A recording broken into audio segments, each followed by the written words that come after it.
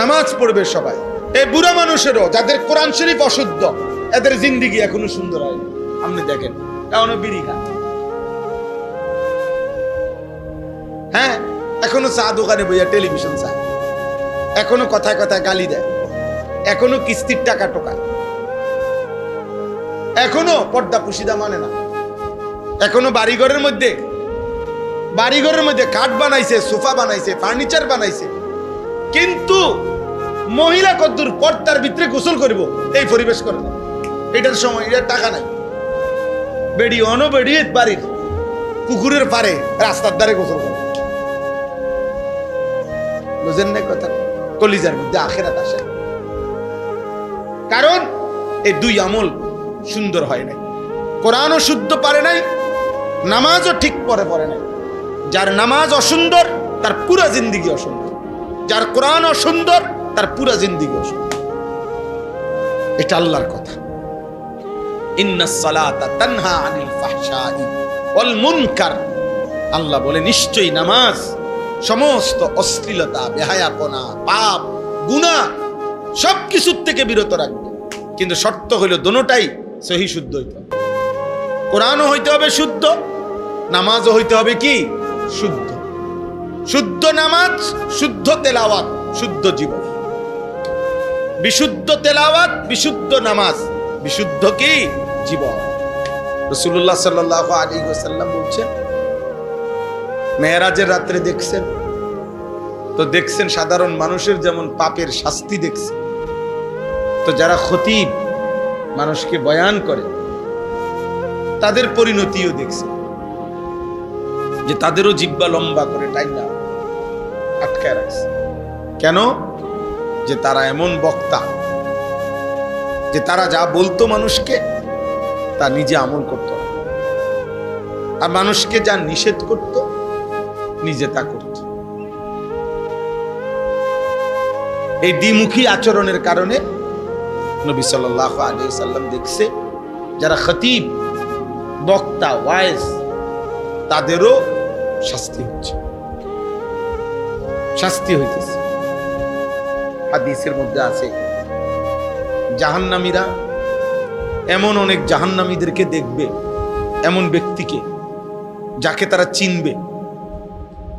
বাকি জাহান্নামীরা, ওই জাহান্নামীটা তার পেটের নাড়ি বুড়ি এইভাবে লম্বা পড়ে থাকবে নিচে, নারী বুড়ি এগুলো টানতে টানতে হেসরাইয়া জাহান্নামের মধ্যে চলবে। তো হাদিসে নবী সাল্লাল্লাহু আলাইহি সাল্লাম বলেন, ওই বাকি জাহান্নামীরা এই লোকটিকে বলবে, আরে আপনাকে তো আমরা চিনছি হুজুর, আপনি তো আমাদের সেই ব্যক্তি যে আমাদেরকে নেক কাজের কথা বলতেন, গুনার কাজ থেকে নিষেধ করতেন, আপনি এখানে জাহান্নামে, এবং আপনার এই মারাত্মক পরিণতি। তখন তিনি বলবেন, কুনতু আমুরুকুম ওয়ালা আতিহি, আমি তোমাদেরকে নেক কাজের আদেশ করতাম কিন্তু নিজে তা করতাম। ওয়া আনহাকুম ওয়া আতিহি, এবং আমি তোমাদেরকে গুনাহ থেকে নিষেধ করতাম কিন্তু নিজে তা করতাম। নিজে তা কি? ফলে আজকে আমারও এই পরিণতি। এই জন্য এটা গুরুত্বপূর্ণ। আহলাদ দেখায় আধুনিক পৃথিবী এই নতুন করে আমাদেরকে বুঝাই দিছে ইদানিং কালে। এটা বেশি হয়েছে আজকে 15-20 বছর ধরে, যে বাচ্চা শিশু তার সংশোধনের কোনো পদ্ধতি নেই, সংশোধনের কোনো নিয়ম নেই। আধুনিক পৃথিবীর কথা হলো, আধুনিক দুনিয়ার কথা হলো বাচ্চা শিশু, তার সংশোধনের কোনো নিয়ম কারণ, তার কোনো সংশোধন জরুরি না, তাকে কিছুই বলা যায়, সে শিশু।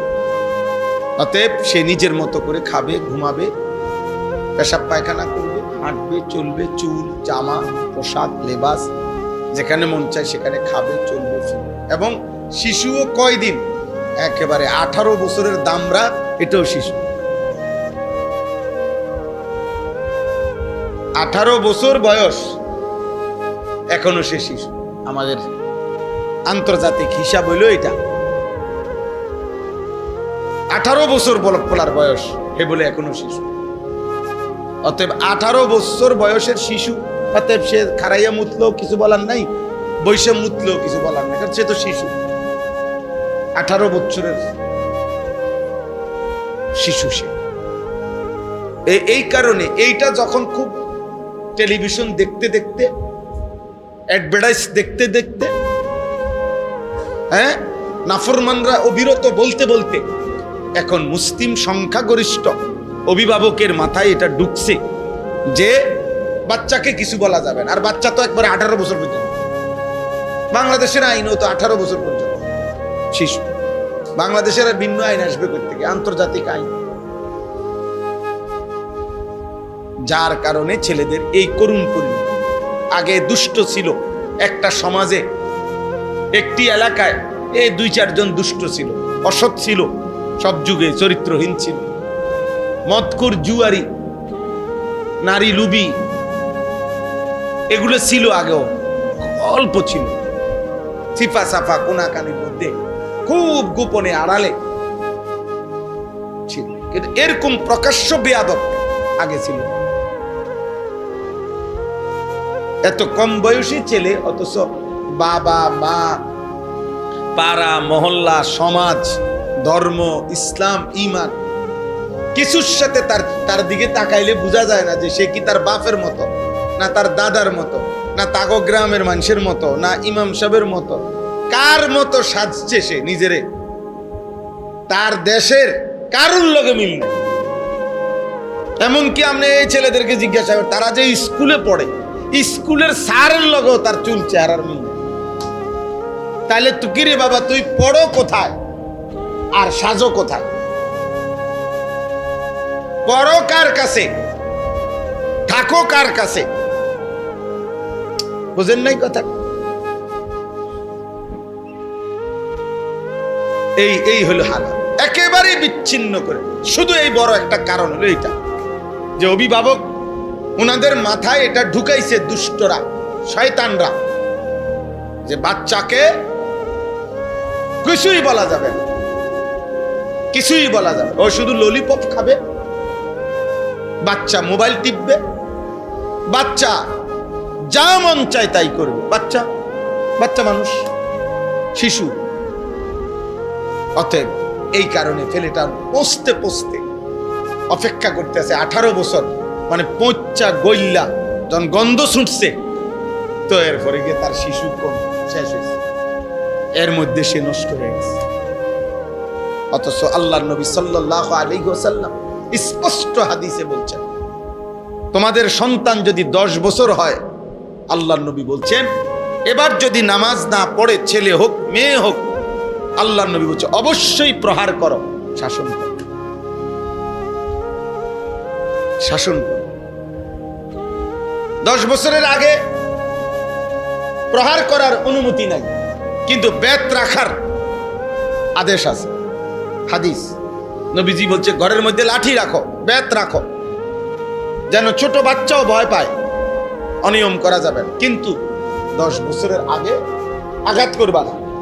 কিন্তু 10 বছর হলেই এবার যদি নামাজ না পড়ে, বদ্রিবুহুমা আলাইহা, এবার তাকে বেত্রাঘাত।